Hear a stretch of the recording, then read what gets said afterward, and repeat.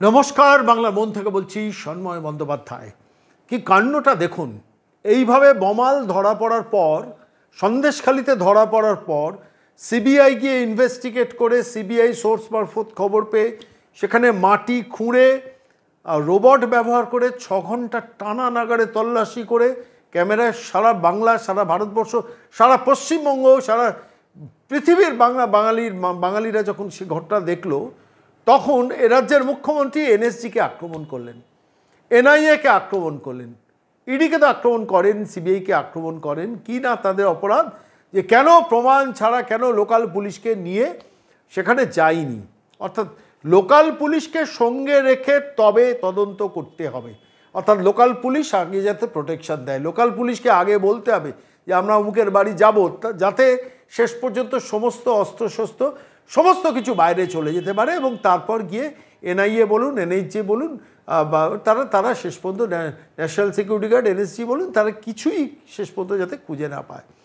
কি অদ্ভুত চিত্রনাট্য আমি খালি ভাবছিলাম। দেখুন, এই ঘটনা যখন ঘটছে, যখন বসিরহাটে, যখন সন্দেশখালিতে এইভাবে অপরাধীদের কোথায় না ধরে দিনের পর দিন তাদের অস্ত্রাগার তৈরি করার সুযোগ দিয়েছেন মমতা বন্দ্যোপাধ্যায় এবং তার পুলিশ, রাজীব কুমারের পুলিশ, সেই সময় দাঁড়িয়ে সেটাকে কাউন্টার করার জন্য একটা আচমকা হাসানাবাদে একটা ঘটনা হলো। ঘটনাটা কি ইন্টারেস্টিং ঘটনা দেখুন। সেই গল্পের চিত্রনাট্য দিয়ে আজকের এই প্রতিবেদন পেশ করছি। কোনো একজন বিজেপি নেতা, সেখানকার পঞ্চায়েতের প্রধান, সেই মানুষটি থাকেন কোনো একটা জায়গায়, সেখানে সিসিটিভিতে মোড়া। তার ভাই গ্রামে থাকেন। সেই ভাই যে গ্রামে থাকেন তারা দুজনেই বৈষ্ণব, সেই ভদ্রলোক এবং তার স্ত্রী দুজনেই বৈষ্ণব, নিরামিষাশী, এবং তারা থাকেন সজ্জন, তারা একটা বাড়িতে থাকেন, তাদের একটা পোড়ো ঘর আছে। সেই পোড়ো ঘরে বোমা রেখে তাতে বিস্ফোরণ ঘটিয়ে কাউন্টার ন্যারেটিভ তৈরি করা হলো যে ওই কারণে দেখুন বিজেপি নেতারা জড়িত, অর্থাৎ আমি ধরা পড়েছি সেই জন্য বিজেপিকে ধরাতে হবে।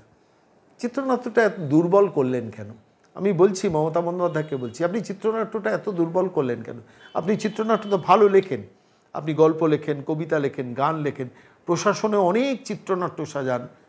সারা বাংলার মানুষ যখন দেখে রেখেছে যে আপনি বারুদের স্তূপের ওপর বাংলাকে বসিয়ে রেখেছেন, সারা পৃথিবীর বাঙালিরা যখন জানতে পারছে যে সন্দেশখালিতে মাটির তলায় পর্যন্ত অস্ত্র লুকোনো থাকতো, এবং মাটির তলায় শুধু নয়, মানে যে ধরনের অস্ত্র, সে অস্ত্রগুলো বিদেশি অস্ত্র প্রচুর, সেই সব বিদেশি অস্ত্র নিয়ে সেখানে রক্ষা করা হতো, প্রোটেকশন করে রাখা হতো, যাতে পুরসভা, পঞ্চায়েত, জেলা পরিষদ, গ্রাম পঞ্চায়েত লোটার সময় সেই অস্ত্রগুলোকে ব্যবহার করা যায়। সেই অস্ত্র যখন মাটি খুঁড়ে বার করছে, রোবটের সাহায্য নিচ্ছে, এবং সিবিআই ইনভেস্টিগেশন করতে করতে বিভিন্ন ধরনের ক্লুগুলোকে খুঁজে বার করে, সেখানে সোর্সগুলোকে আইডেন্টিফাই করে, সেই সোর্সগুলোর কাছ থেকে খবর বার করে শেষ পর্যন্ত যখন ডেরায় পৌঁছচ্ছে, তখন তো একজন রাজ্যের মুখ্যমন্ত্রীর উচিত তার প্রশংসা করা যে আমার পুলিশ যেটা পারেনি সিবিআই সেটা পাচ্ছে। উল্টে কী করলো দেখুন, সিবিআইয়ের নামে সিবিআই কেন আমাদের সঙ্গে নিয়ে যাচ্ছে না, তার জন্য নির্বাচন কমিশনে কমপ্লেন করছে। আসলে মমতা বন্দ্যোপাধ্যায়, অভিষেক বন্দ্যোপাধ্যায় দল পরিচালনার নেচারটাই এই ধরনের একটা চিত্রনাট্য তৈরি করা। অর্থাৎ আমি ধরা পড়ে গেছি, সুতরাং তোমার বিরুদ্ধে একটু কাদাটা লাগাতে পারবো। আরে কাদা যখন লাগালেন কোনো একজন বৈষ্ণবের বাড়িতে গিয়ে লাগালেন কেন? কি অদ্ভুত চিত্রনাট্য। পঞ্চায়েত প্রধান, তাঁর আত্মীয়, তাঁর ভাই এবং তার ভাই, তারা বৈষ্ণব, তিনি এবং তার স্ত্রী দুজনেই বৈষ্ণব, নিরামিষাশী খান, সারা এলাকার লোকের কারুর তার সম্বন্ধে কোনো অভিযোগ নেই। তার কোনো একটা পোড়ো বাড়ি সাইডে ছিল, সেইখানে নিয়ে গিয়ে কয়েকটা বোমা করে সেইটাকে বিস্ফোরণ ঘটিয়ে সেইটাকে দিয়ে একটা কাউন্টার ন্যারেটিভ তৈরি করে নির্বাচনের বাজারে ছাড়ানো হচ্ছে। এবং সেখানে কুণাল ঘোষ, অরূপ চক্রবর্তীরা সংবাদ মাধ্যমের সামনে প্রেস কনফারেন্স করে বলতে শুরু করলেন, এই যে দেখুন এই নিমাই দাস তো শুভেন্দু অধিকারীর সঙ্গে সবাই ছিলেন, এই নিমাই দাসের সঙ্গে তো বিএল সন্তোষের খুব ভালো সম্পর্ক আছে, তার ছবি দেখুন, সুতরাং তাঁর ভাইয়ের বাড়িতে, সেই ভাইয়ের বাড়িতে বিস্ফোরণ। অর্থাৎ বাংলার মানুষ এখন, আমরা গতকাল সন্দেশখালিতে যা ধরা পড়েছে সমস্ত কিছু ভুলে গিয়ে এখন এটা নিয়ে আলোচনায় ব্যস্ত থাকবো। কিন্তু প্রশ্নটা হচ্ছে, এটা মমতা বন্দ্যোপাধ্যায়ের স্টাইল অফ পলিটিক্স। মমতা অভিষেকের রাজনীতি যারা জানেন, তারা জানেন যে এই স্টাইলেই তিনি পলিটিক্সটা করেন, যে একটা কাউন্টার কিছু দাগিয়ে দাও।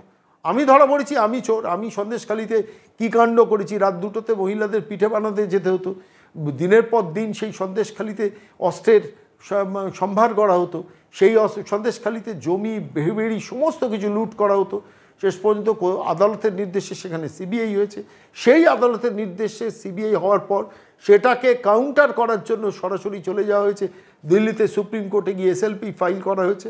সেই সময় দাঁড়িয়ে সিবিআই এনএসজিকে সঙ্গে নিয়ে ন্যাশনাল সিকিউরিটি গার্ডকে ডেকে নিয়ে এসে এত অস্ত্র উদ্ধার করলো, যেখানে বিদেশ থেকে, আমেরিকা থেকে অস্ত্র চালান পর্যন্ত সন্দেশখালিতে করতেন এই শেখ শাহজাহান। সেই সময় দাঁড়িয়ে একটা প্লটের ভীষণ দরকার ছিল। আর যিনি গল্প লিখতে জানেন, যিনি কবিতা লিখতে জানেন, ইং ব্যাং চ্যাং জাতীয় কবিতা লিখতে জানেন, তিনি একটা রাজনীতিতে প্লট তৈরি করতে পারবেন না? প্লট তৈরি করতে পারবেন, এবং সেই প্লটটাই করলেন। করে হিঙ্গেলগঞ্জে গিয়ে, হাসানাবাদে গিয়ে একজন বিজেপি নেতা, যে বিজেপি নেতাকে বাঁচলেন সে অত্যন্ত সজ্জন মানুষ, নিমাই দাস, এবং কি তৃণমূল কংগ্রেসের নেতারাও তার বিরুদ্ধে কোনো কথা বলতে পারে না। সেই মানুষটার ভাই, আবার তারা বৈষ্ণব, তাঁদের বাড়ির একটা ঘর খুঁজে ফেলে সেখানে বিস্ফোরণ ঘটিয়ে এই চিত্রনাট্য তৈরি করে সেখানে একটা বিস্ফোরণ ঘটিয়ে সঙ্গে সঙ্গে অরূপ চক্রবর্তী, কুণাল ঘোষকে প্রেস কনফারেন্স করতে বসিয়ে দেওয়া হলো যে দেখো দেখো বিজেপি নেতার এই সম্পর্ক তাঁর বাড়ির ভাইয়ের। অর্থাৎ শাহজাহানকে কাউন্টার করার জন্য হাসানাবাদের নিমাই দাসের বাড়িকে ঘিরে একটা গল্প তৈরি করা হলো।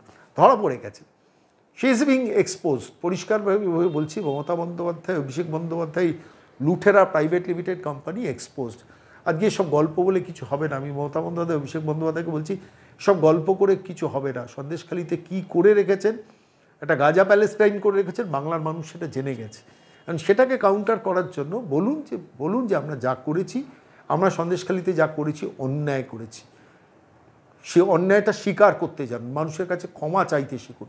পাল্টা কাউন্টার ন্যারেটিভ করার জন্য হাসানাবাদের ওই গল্প বড্ড কাঁচা গল্প হয়ে গেল।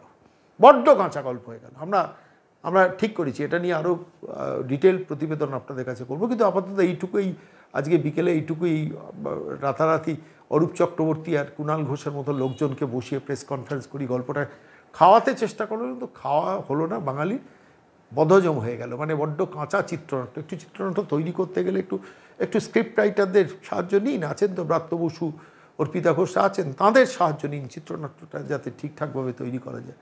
অর্থাৎ সন্দেশখালিকে কাউন্টার করলাম আমি হাসানাবাদ দিয়ে, কিন্তু গল্পটা জমলো না। মমতা, অভিষেক, আপনাদের দুজনকেই বলছি। আর যে দুজনকে বসিয়েছিলেন তারাও ঢোক গিলে গিলে কথা বলছেন, অর্থাৎ কুণাল ঘোষ এবং অরূপ চক্রবর্তী ঢোক গিলে গিলে কথা বলছেন, ধরা পড়ে যাচ্ছিলেন যে পুরো চিত্রনাট্যটা যে বড্ড কাঁচা। তারা নিজেরাই সংবাদ মাধ্যমের সামনে প্রেস কনফারেন্স করতে গিয়ে সেটাতেই ধরা পড়ে যাচ্ছিলেন। সেটাই আজকে বিকেলের আপডেট।